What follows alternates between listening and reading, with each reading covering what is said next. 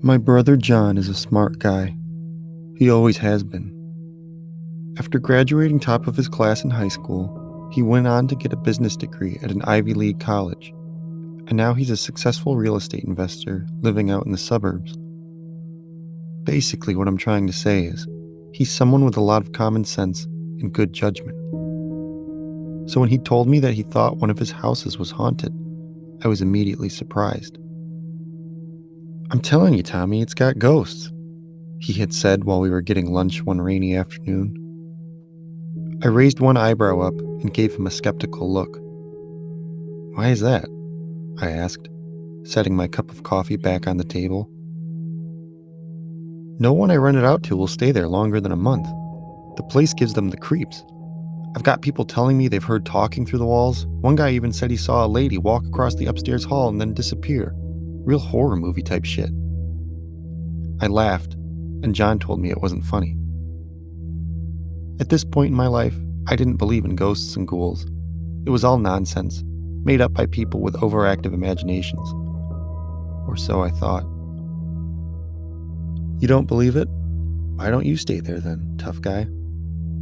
John looked at me with a slight smile stamped on his face.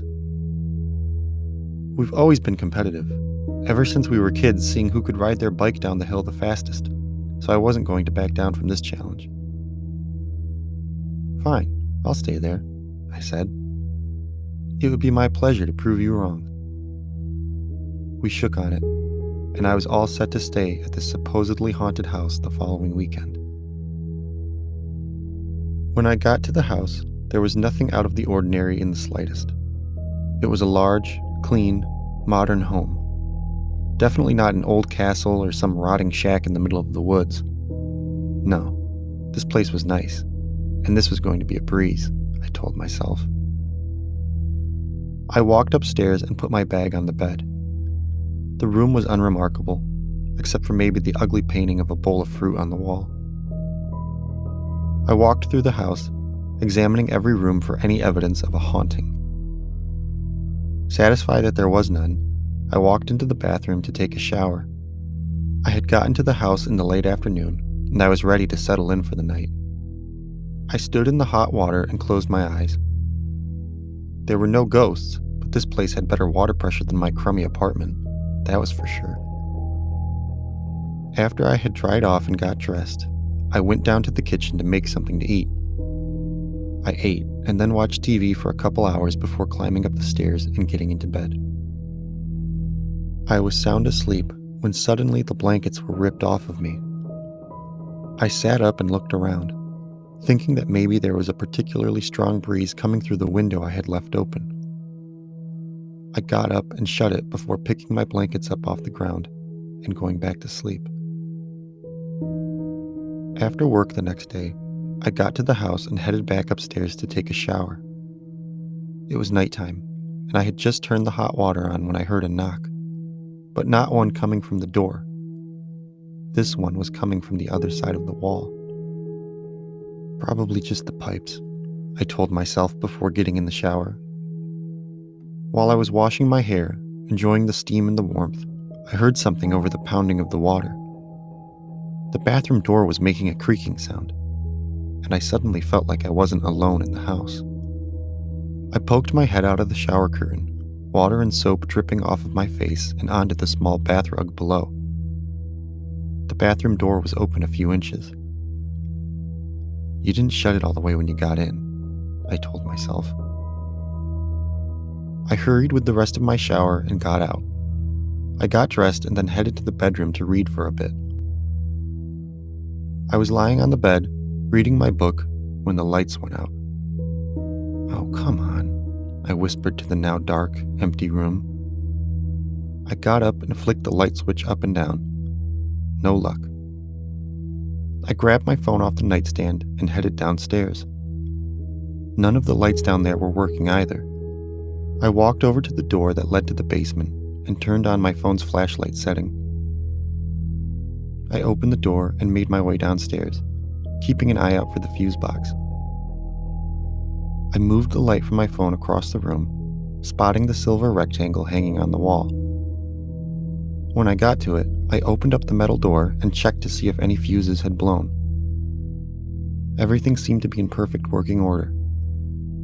"Okay," I said. I was starting to get a little creeped out. I began walking up the stairs when I noticed something that made my stomach sink. The basement door was closed. Okay, this time I knew for sure that I hadn't shut this door. I ran to the top of the steps and turned the handle. It was locked.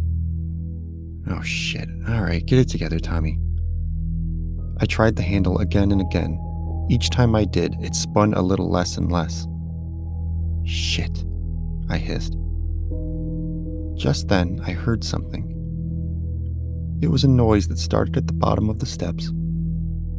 I turned to look, but I was no longer able to see anything. My phone's battery was now so low I wasn't able to use the flashlight function. "Hello?" I called out into the darkness. Something ran across the floor, its footsteps getting louder and louder before becoming dead silent. "Hey, stay the hell away from me!" A heavy footstep clunked on the first step at the bottom of the stairs.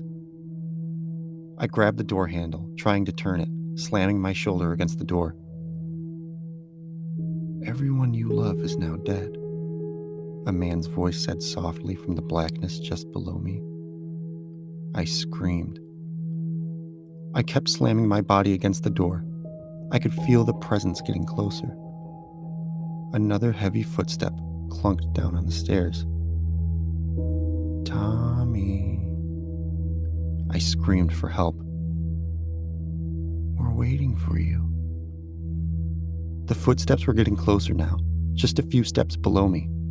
I flung my body against the door and it finally burst open. I fell out onto the floor when a hand grabbed me. I screamed and started scrambling backwards and away from the darkness that led to the basement below. "Hey, whoa, whoa, whoa, take it easy." I looked up. It was John. "What the hell is going on, dude?" he asked, looking at me on the floor with confusion and concern. "Shut the door," I screamed. "It's coming." I got to my feet and slammed the door shut. Before it closed, though, I swear I saw a pair of glowing red eyes suspended in the pitch black at the bottom of the stairs. "We gotta get out of here," I told my brother. He frowned, nodded, and then we both walked out of the front door together. Neither one of us ever stepped foot in that house again. I sometimes think about that night and how the evil lurking in the basement called my name. Tommy.